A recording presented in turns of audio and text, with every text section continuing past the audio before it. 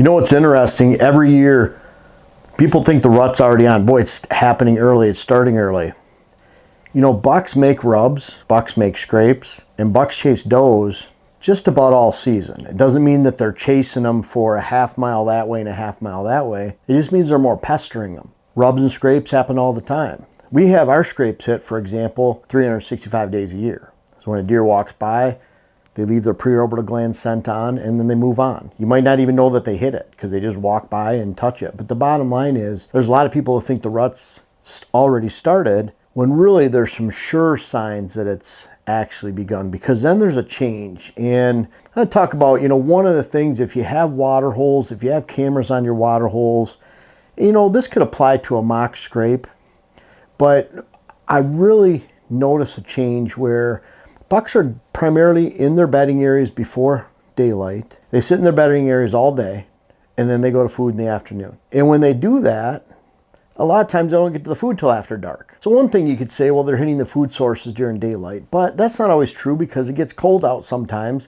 They're a little bit hungrier. They just went and sat 36 hours because a big front went through. They missed some quality feedings, and they go hit that food source a little bit earlier. So sometimes weather spurns on a little bit daylight movement.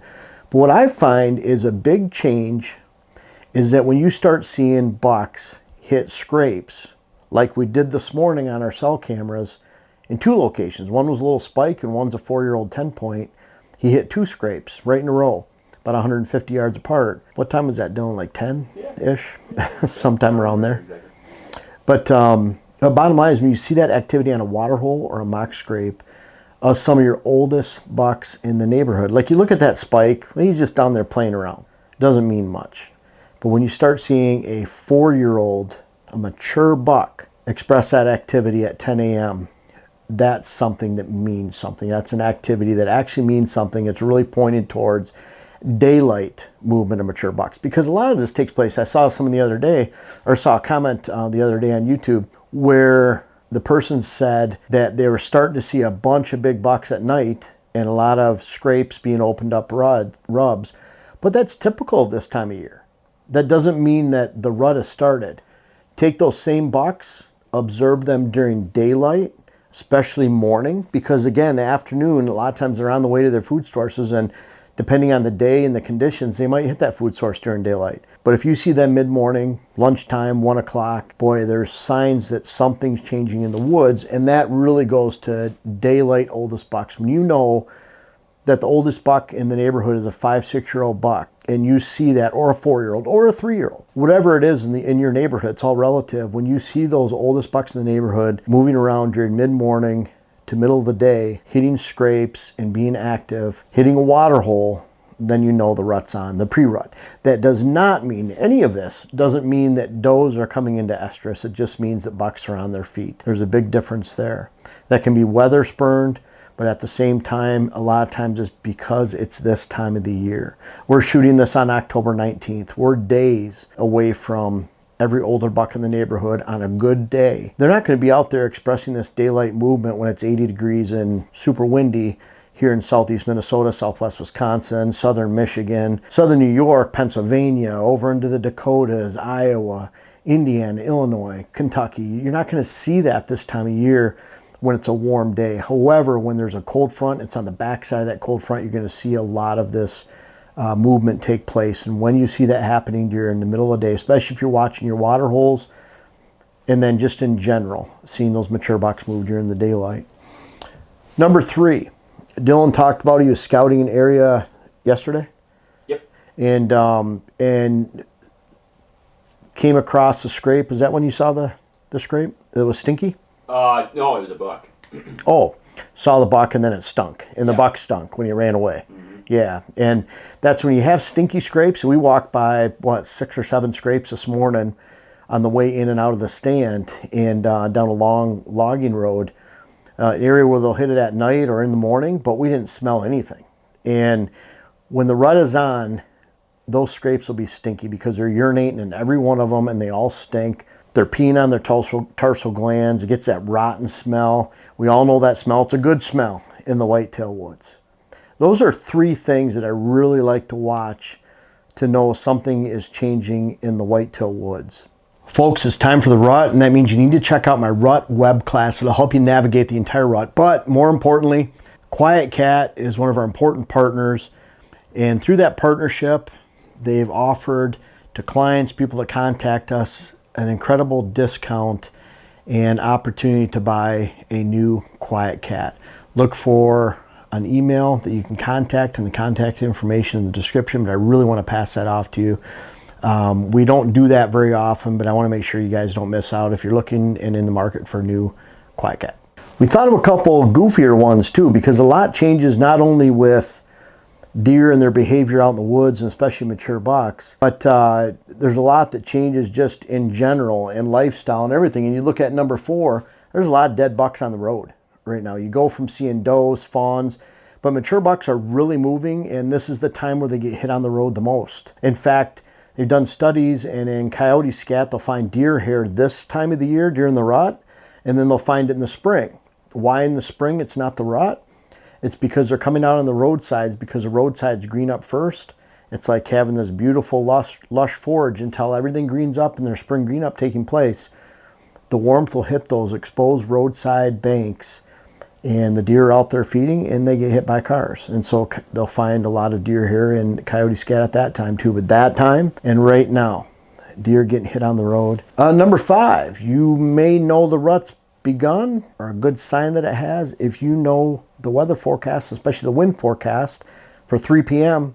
5 days from now. They're studying the weather every single day. And I kind of I'm in that game. And in fact, I'm in that game the entire season. And when it gets to the end of the season, I find myself looking at the weather mid-January, and I don't even have a tag. It's not even a deer season. It's just ingrained in you for 4 months to just keep watching that. And if you figure in the food, as a food plotter, you're watching for that rain and watching for the conditions to change as far as drought. We had tons of drought this year. Then you're looking at your phone all the time.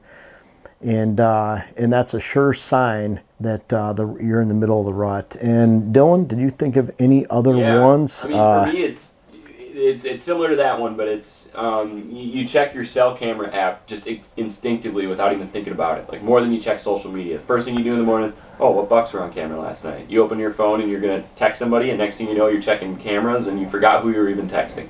So, does your wife remind you that you stop mid-text then and start? Where'd you go, Dylan? Usually get a text a couple of hours later, like, hello, question mark? Oh, sorry, honey. You get a text and it's like, who the heck is that? Oh, that's my son. Or that's my daughter. Oh, I have a son. I have a daughter.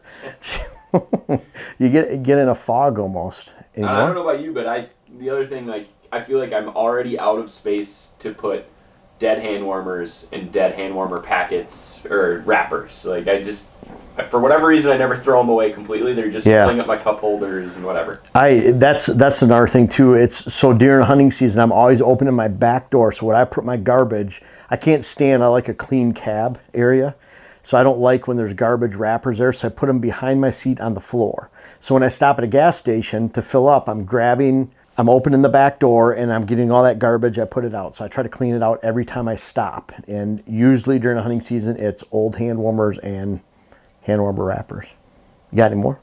That was all I thought of just now. But I mean, you could probably go all day. I mean, if somebody asks you your plans for 2 weekends from now, you basically just get irritable. Like, how do you not know what I have planned? I get that too.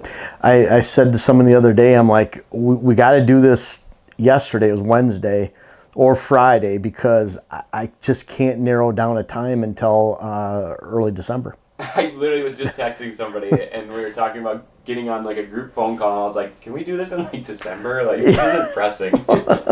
Yeah, we only have 6 weeks of this right center of the... Yeah, that's true. It's kind of like I needed to go back to the eye doctor for something, just for contacts, and I'm like, man, if they want me to come in, I'll just wait till December. I was hoping to get it before the gun season or hunting season in general, bow season, the rut, but oh well.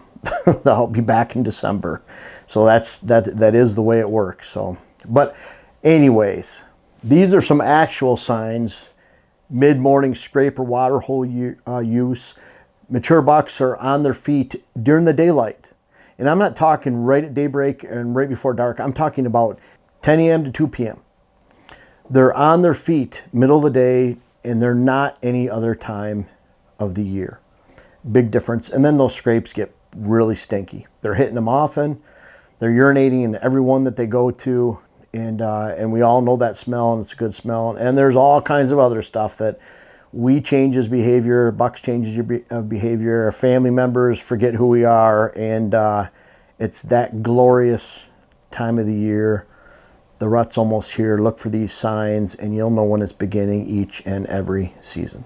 I appreciate you guys watching the YouTube channel, but I don't know if everyone knows everything that we have to offer, whether it's on whitetailhabitatsolutions.com, our website, our WHS Wildlife Blends, our seed company. Also Instagram you can check out. I'm very active on Instagram, putting strategies on there, photos of what we do every day. Much more active there than Facebook. But our seed, web classes, books, clients, articles. I have over 600 articles on whitetailhabitatsolutions.com. Everything whitetail strategy. Of course, we have hats on there. And then make sure to check us out on Instagram again. But lots of stuff to offer. We're always coming out with new things, and this isn't the end of it. We have more things coming soon. Make sure to check us out.